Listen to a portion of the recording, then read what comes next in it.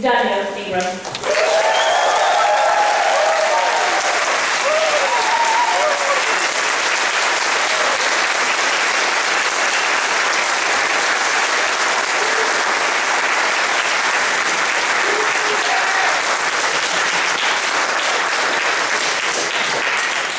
On Sunday, everyone came, didn't you?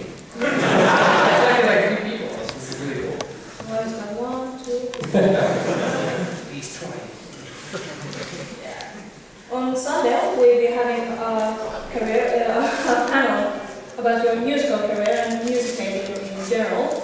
But in this one, we focus a little bit about your personal life. My dating life. Yeah. So tell us a little bit about yourself. Really? When anyone asks me that question, I always answer it the same way. I say, I write songs on My Little Pony. You knew that!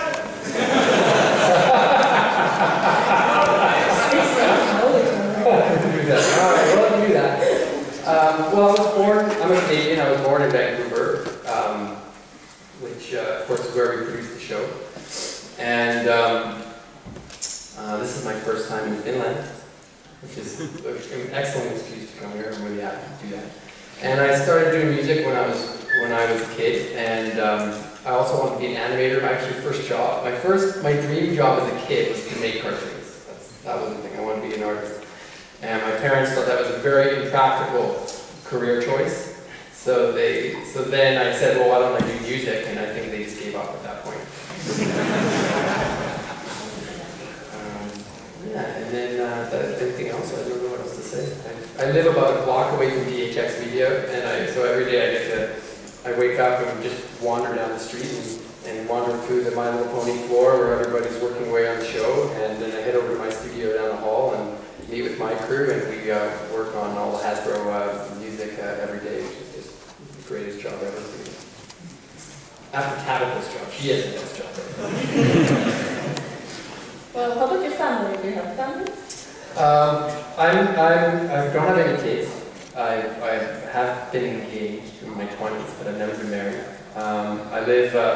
My mother lives in Vancouver, my sister lives in LA, my father lives in Arizona, and all our extended family live in New York and in Baltimore. So it seems like we're very spread out, but actually we're all quite close, and we get together for holidays and whatnot. But mostly just mostly me and my mom. Okay. We heard that you're participating in the MasterChef Canada. Yes. Aren't you quite excited? So my girlfriend and I watch a lot of MasterChef. And do you get MasterChef here? Yeah, MasterChef is.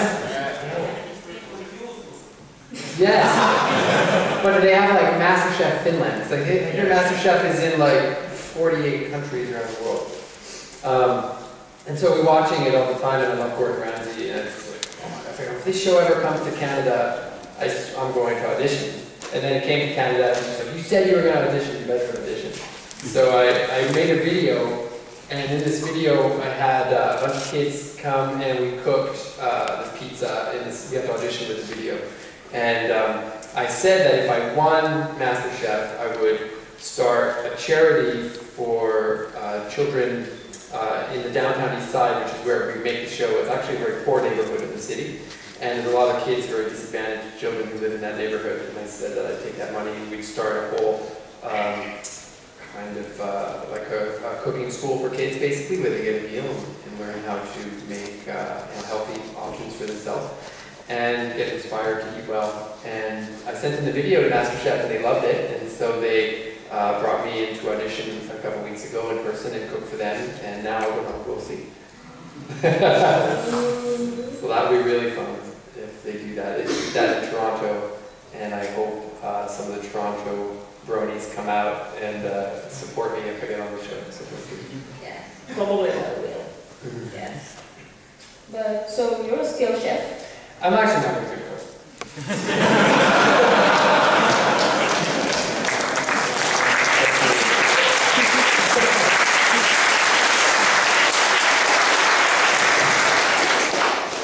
So what are your you like eating, and what's the most fun to cook yourself, if you can? That's a good question. I mean, like Finland, we have a lot of seafood in Vancouver. It's a port town where we get incredible amounts of seafood of every variety. So I do cook a lot of what we call West Coast fusion, which is, we have a great, very large Asian influence in Vancouver, and a lot of sushi, a lot of Chinese food, and diverse ethnic, Asian ethnic cuisine, Southeast Asian cuisine. And so I like to make, you know, I like to be on my barbecue and like cook salmon steaks, and although now that I've been preparing for MasterChef, you have to learn everything for that show. So I've been studying. I have like cookbooks that I just read every night before bed. And last week, what did I make last week? We made cheesecake, and for the first time, and lobster thermidor and things like that. So I mean, I really not a very good cook. I'm telling you the truth. So if I get on MasterChef, I will probably be eliminated within the first week. Oh wait, I should not say any of this, because if they actually hear me say that I'm not a good cook, I'll never get on the show. But one thing you are good at is music making. So when did you realize that music, it was the thing for you? So I first started playing music when I was very young. And, well, my parents were not musical, actually, at all, but they put me in piano lessons. And then I would spend a lot of time improvising, and I hated learning scales, and I hated learning, like to play other, like, traditional pieces. So I actually started writing my own music really early, and my teacher wanted no part in that. She wouldn't teach me. And then I kind of gave up. My parents didn't really know what to do. They just thought I was undisciplined. So then in high school, I started playing guitar in a band, and I just, like, with all my little group of friends, that's all we did. We just played guitar all the time. And we played Led Zeppelin and classic rock and Jimi Hendrix and the Stones and the Beatles, and that was kind of what I grew up playing. And so then when I got to university, I was an English major, and I did a year of English, and I remember all I wanted to do was play music, and I didn't actually even know that that was a viable career option. And so I saw when I was in university, oh, they have a composition program. So I had taught myself how to read music at that point, and I auditioned for the music program at my university, and got in my second year. And it was pretty clear to me at that point that I just wanted to do music, and so I dropped out of English and did music ever since. So piano and guitar, how many instruments do you play? I lived in Ireland for a year and a half, and I studied Irish flute, and I played Irish harp. I played really weird instruments. I learned the didgeridoo.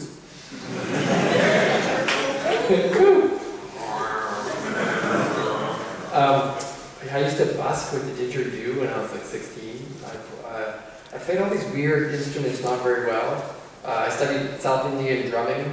I studied African drumming as well for a summer.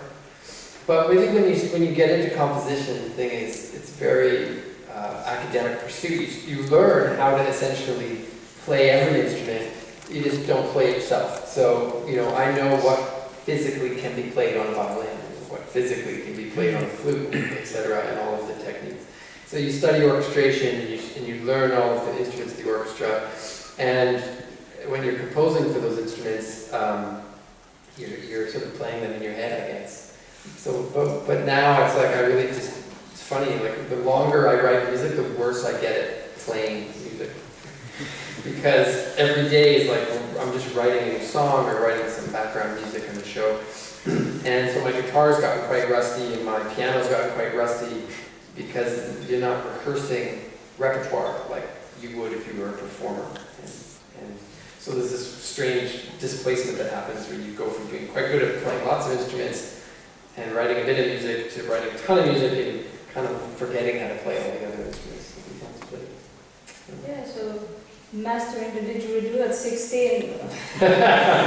How old were you when you composed? You know how to master a didgeridoo? You have to take a glass of water, and you put a straw in it, and you try to continuously blow bubbles into that glass, and that's how you circular breathe. So you learn how to like push air out through your mouth, through your cheeks, while you breathe in through your nose, so that the bubbles never stop. And I sat there for like weeks just blowing bubbles into the glass. My parents thought I was crazy. What is wrong with my son? Yeah, how old were you when you first composed? Well, I guess I started really writing legitimately when I was 15 or 16. But does the inspiration always come to you, or do you have to like dig deep when you make the music? In this, I've always had lots of ideas. I've never really suffered from real creative. Okay, I gotta knock on wood now. I never suffered from creative block. But the thing about writing on a show like in this, when you're essentially it's a collaboration. So sometimes I get a script, and sometimes the story is quite clear, like what the song needs to do. Or if you're writing background music, and you're watching the emotion of the scene take place, you become you're collaborating. I find the hardest thing to do is actually write with a blank canvas. So if I sit down with no real reason to write music and I'm going to write anything under the sun, then probably I would have a hard time knowing what to do, honestly. But when you're working on a show and there's a deadline and you have something to go with, it's actually quite easy to come up with something. Deadline is the best inspiration. Deadline is great. And honestly, like, you guys don't hear them, but a lot of things get rejected too. Like, sometimes you write it and you just have to just do it and not spend a lot of time second guessing that inspiration, that push, and that first idea. And then you follow through. Like, I find you get one little idea, and that builds to the next idea, and then the whole thing grows, and it's like carving a statue out of stone. Like, you kind of start with a piece of it, and then it starts to evolve naturally from there. And really, sometimes it comes out great, and sometimes it doesn't come out very well at all. And you just learn to move on to the next. If you could compose a song or a piece of music for any movie, old or new, animated, live action, what movie would it be? That's a very hard question. Because my favorite animated movies, my favorite animated film composer is probably Alan Menken, who did so many of the Disney movies. And like, that would be the dream, like, to do a Disney movie, like, to be inspired by what he did. I would have loved to write something in Frozen. Whoa. So I'd say the next Disney movie, that's the movie I want.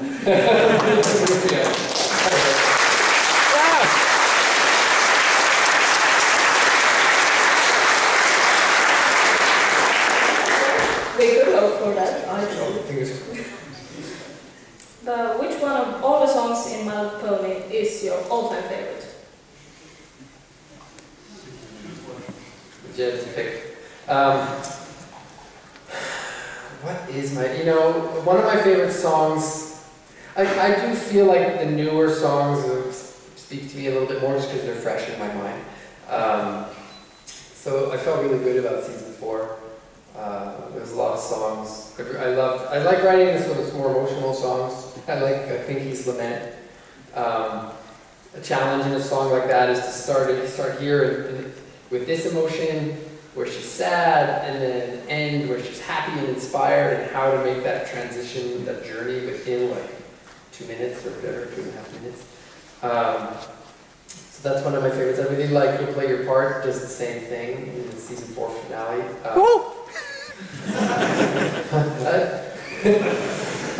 Whereas it starts with like, Twilight feeling sad and it's quite reflective, and then it ends with so much inspiration.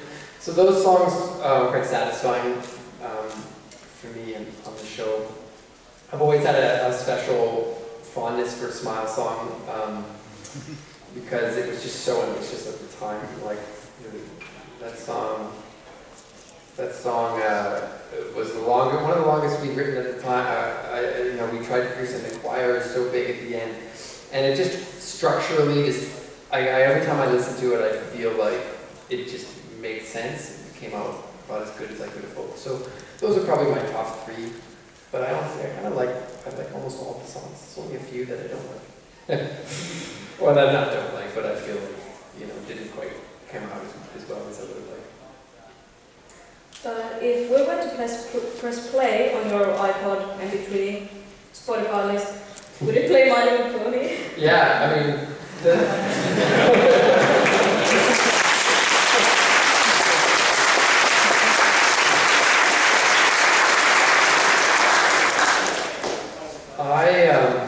whenever the process of writing a song on the show takes months in some cases, because there's the initial discussion we have about what the song is going to be. This is long before we've recorded any of the voice actors, and it's long before, like 6 months or a year almost before it gets animated. And it's a very early stages to start discussing what's a song that's coming up, and then it gets written in a very basic piano demo form where I'll often sing the song and play it on piano, and then send that to Hasbro and Jason and the directors, and then it goes it takes so long to get to that final end stage where you have actors who sung it and it's fully produced and it's been mixed and it's just perfect, like where it's finally there, that I listen to that song after it's done like 100 times. Because I kind of, partly is just to sort of cleanse it, because it was so long in coming, like to go from nothing to this finished product. And so on my iPod there'll be like, it'll be my most recent song I've just written, whether it's for this show or for Pet Shop or one of the other shows. And I'll listen to it for like a whole day. And just kind of go, where could it have been better? Where did it really work? And for the most part, I just enjoy it. So that would probably, like my iPod is literally full of My Little Pony songs. It's sad to say, it's totally true. But I also really like right now, I just bought this latest Sam Smith album, and I don't know if you guys have heard him yet. It's an absolutely amazing album. And then I guess I was listening to Bon Iver a lot. I don't know if you know him. But how long is that process from nothing to full song, fully mixed? It can be as much as 3 or 4 months. And they're all overlapping, right? There's this sort of like continuous thread of sort of songs in various stages of development. Because between writing the initial piano sketch and recording the actual actors on it is usually about 2 months. And then going from that stage to producing the instrumental accompaniment to the song and then getting it mixed is another maybe another month and a half, 2 months. So yeah, it's a pretty drawn out process actually. Where ironically writing the song itself takes me like half a day maybe. Half a day? Yeah, I usually just like sit down on a Saturday. Monday to Friday is chaos for me, in my opinion. And so Monday to Friday is just like 90% dealing with stuff. And then like it's all the different things that are in flux. And then Saturday and Sunday are my like writing days, and I'll sit down and I'll just like turn off my computer, well I'll turn off my phone and my Facebook and Twitter and everything, and just really concentrate, and I'll just write until it's done. And so I'll try to get a song done. I rarely will write a song for more than a day. I'll just try to get it done that day in its basic form. And sometimes that can take a couple hours, and sometimes that can take a dozen hours or more. Do you ever give up on a song, like writing and your head's just splitting and you can't get it done and then you just throw it away, or do you try to get it done and do get it done? I get it done. I don't stop. I won't leave until it's done. That's what I tell myself. Like, you can't go out and have a party. You can't. It's Saturday. I start on Saturday morning, so like I really want to party on Saturday night. So I have to like try to get it done before then. And then if I don't, then my what do you call it? I think it's my punishment. I have to stay home and write. Yeah, and honestly, if it's going well and I'm like, okay, I need to really step back and think about this, then I'll wait and come back to it on Sunday. But the cycle, even though the songs takes like months to complete, the cycle of writing the next one is so quick. So I mean, I generally have to do, on average, 2 songs every week, on top of doing a lot of background music and a lot of running a big team. So it's pretty like high pressure. But I think I need that. I think if they were to say, Dan, just give it to us when it's done, I don't think it would ever get done. Deadlines are not one too. Yeah. Well, what did you honestly first think when you heard grown men and women were watching Albumbone? What was the question? What do you think about it when you heard about Oh. all of this?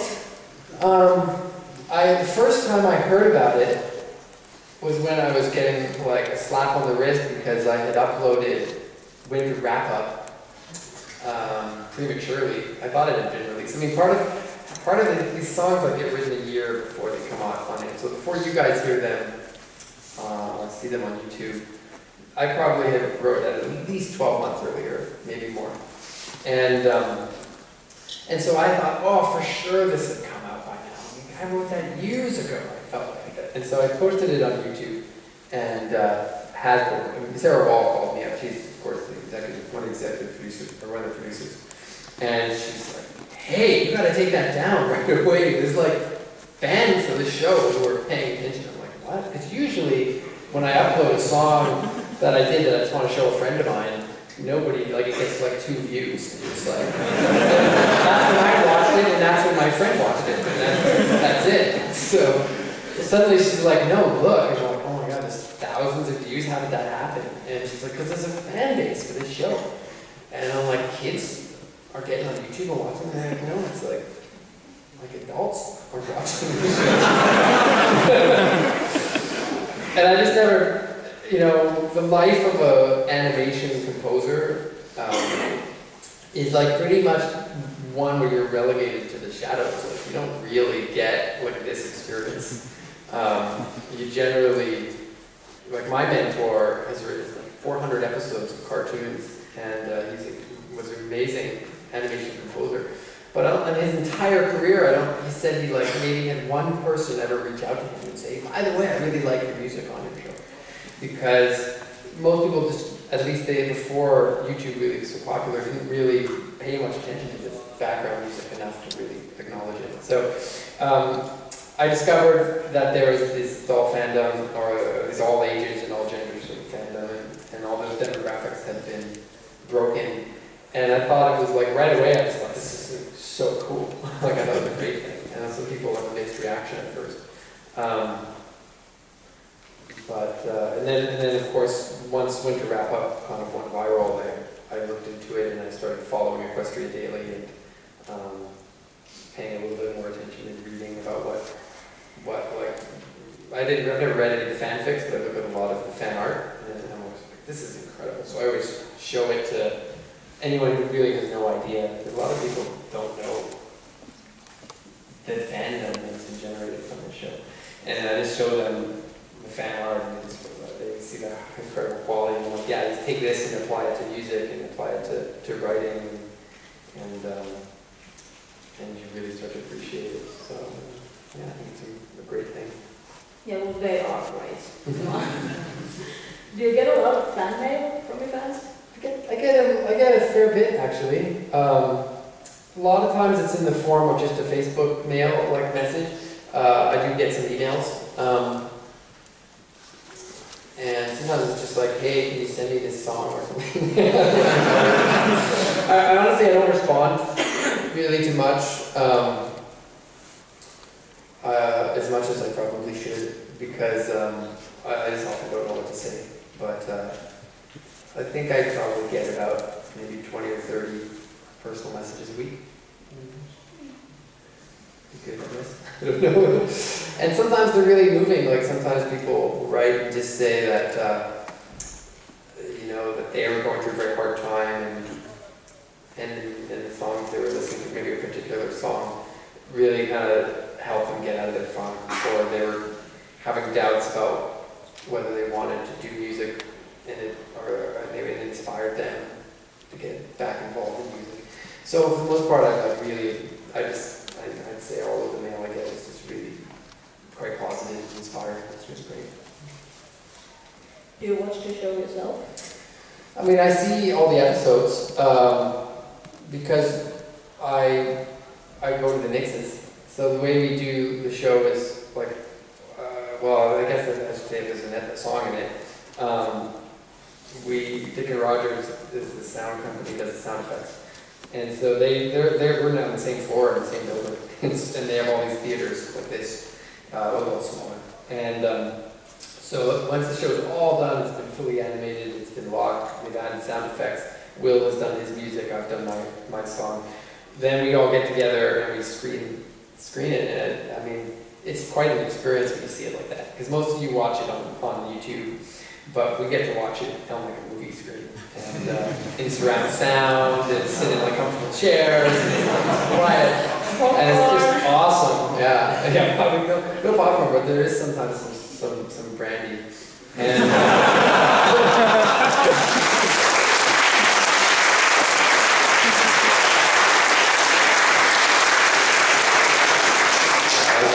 it's a pretty great way to watch My Little Pony. It doesn't get much better than that. I think both of us think that. So, do you have any favorite memory from working with My Little Pony? Something that sticks in mind? Just off the top of my head, probably the first. I guess there's two things. One is I just remember that just getting the gig was really exciting. But Lauren Faust had come up from LA to meet us, and we all went for dinner, and it was sort of like all the key creative people who were there in the very beginning, like Sarah Wall, and Jason, and Lauren, and myself, and the early producers. And we were just really excited about what we had started, because we just finished the pilot. And I guess that was a really kind of fond memory, just because like back in those days, just those conversations we were having where no one knew the show would get so big. And we just thought we'd done something really cool for ourselves. And that probably nobody would appreciate it. And then the second sort of fond memory that jumps to mind is when I recorded at the gala from season 1. We had Pinkie Pie's song and the Little Laughter song was my demo I wrote to get the job, and that was sort of typical like a kind of a cartoon song, happy song, one singer, and pretty simple, and it's a little bit childlike. And then it sort of evolved in that season when Winter Wrap-Up kind of came next, and it was bigger, and then Art of the Dress came, and that was even more ambitious. And then by the time we hit like late in the season, they were like, well, wait, we're really, Hasbro finally sort of was saying, we're understanding the potential, basically, with this show. To not just do typical little kiddie kind of songs, to try to do something really ambitious. And they said, you have carte blanche, do something, amazing for us. And so then with that song, Without the Gala, I was like, let's get a choir together, and let's get a rock band. Let's put everything into this song. Just for the hell of it, and see if it will work. And so that song goes through so many iterations of styles of music, and then it culminates with, of course, with all this choir sings. And so I booked, Brian Adams, he's this famous Canadian singer-songwriter, Brian Adams, and his studio is a block away from my studio, and it's this massive place called The Warehouse. And so Michelle Krieber, who plays Adam Bloom, her mom, Monique, conducts this choir. And so I said, hey, I want to do this thing where I want to bring a choir in on My Little Pony. Do you think your choir can come and do it? But we don't even, at this point they're not going to give me any money for it. And she's like, no problem. So they volunteered. and I did get them to at least, and then I called Adams, I really want to book this recording studio. I want to book Brian Adams recording studio where you do this like high end. And so we brought in this 40-person choir and in this amazing recording facility, and blasting My Little Pony track, blasting in the under the track in the background. And I just remember being like, this is like so cool.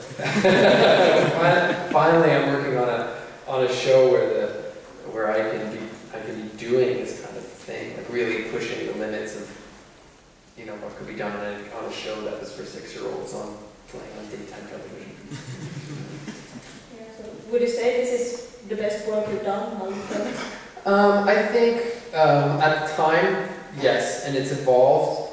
I feel like with each subsequent, it's weird. I can't say certain things because I'm like a year ahead, right? So I really do feel like every season gets better from my perspective, and the music evolves, and I get better as a songwriter. I mean, I have to be honest, not everyone knows it, but I didn't even write a song until I was like 30 years old. And I was just more of a classical composer. And I played songs, but I never wrote my own songs. And then I started writing songs. My first songs I ever wrote was the theme song for Marcus Speaks. And which Tabitha does the voice of Martha, and she sings it on that song. And then so when I started writing these songs on Pony, it was kind of like, they didn't, Hasbro didn't know who it was. They were just like, wow, we like this song this guy wrote. But I really had to prove to them what I could do. And so the show was like an evolution for me that was very personal, because I went from just being really an underscore composer to suddenly now to evolving a songwriting career. And every new song is an exploration for me, is trying to push my own limits.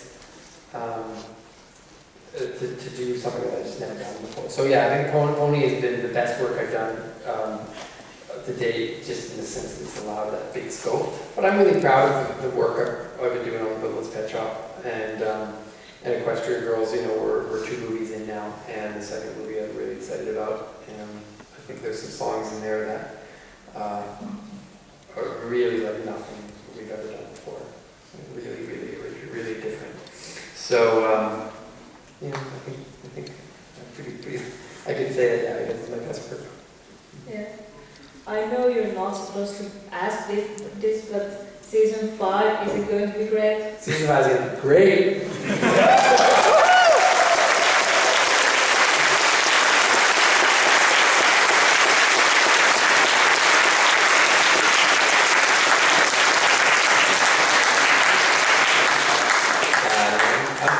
I'm only about halfway in it. I'm glad they've announced it, so I'm not like breaking any major rules. But I can't say much, but I'm like, there are definitely things coming in season 5 that people have been waiting a long time for, and I'm so far really, really excited about this song. Say that tease, I'll just tease you. You talk a lot about Pinkie Pie. Is that your favorite? I love working with Shannon, singer, Pinkie Pie. She's just mind-blowingly talented, and she has like a master's degree as an opera singer. And not everybody knows that. So she's like this incredible opera singer who also does like Pinkie Pie. Yeah. So it's close to my heart because that was the first song I wrote for the show. So like when Sarah called me and said, hey, guess what? Like she was my producer on Martha Speaks, so we worked together for 4 years before My Little Pony. And she said, hey, we're going to do this, we're thinking, we're rebooting My Little Pony and we're looking for a composer, do you want to audition? And I said, what's the audition process? And they said, well, we want one song and we have this little 2-minute clip that we want music for. And so I called Stefan, architect, and I said, look, I'm really busy right now. I'm going to write this song. Why don't you score this clip? And if we get it, we'll do this thing together. And so he jumped on the clip, and I did the song. And so just because Pinkie Pie was my first song I got the gig, then it's always been kind of close to me. So of course we did Pinkie Pride this in season 4, and a whole musical of Pinkie Pie. It was awesome. But I also like working with all singers. So they're also talented that I don't know if I really could say that I really prefer one over the other. And they're evolving, like their roles, like we haven't done a lot with Rainbow Dash, you know, and so that's evolving. And then we hadn't done a lot with Applejack for a long time. And so, you know, it was very Twilight centered for a while in season 3. Yeah, so I guess I kind of have an affinity for all the characters, really, when it comes down to it. Yeah, that's a good answer. And I just have one more question to ask. Would you be an Earth Pony, Pegasus, or Unicorn, or an Alicorn Princess?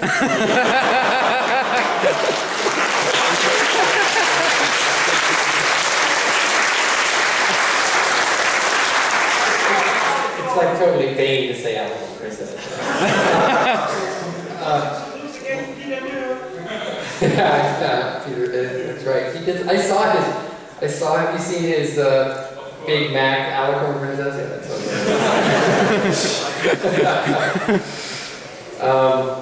What is my OC? I'm a unicorn, I think, right?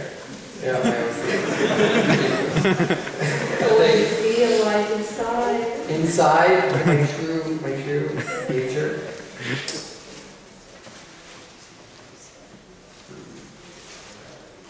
I'm gonna go. I think I'd still say unicorn because making music is kind of a magical thing.